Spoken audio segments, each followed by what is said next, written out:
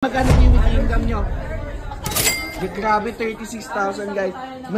Hi guys, I'm back and it's another Cheque Serie for today. And meron na naman tayong another special guest na ipapakilala guys. Guys, she's a full-time mom. Para po dun sa mga gustong kumita dyan sa bahay lang, papakilala ko po sa inyo, si Miss Yana.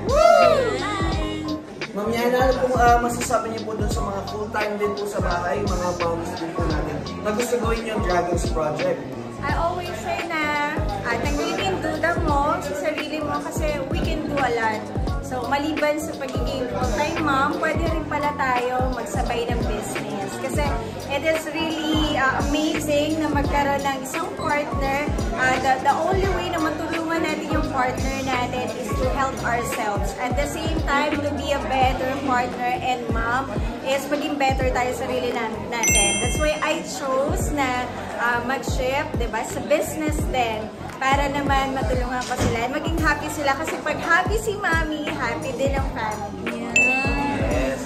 And then guys, so if you want to know more about the Dragons Project, you can message me in my inbox below. And of course, follow nyo na din po ako and si Miss Yana.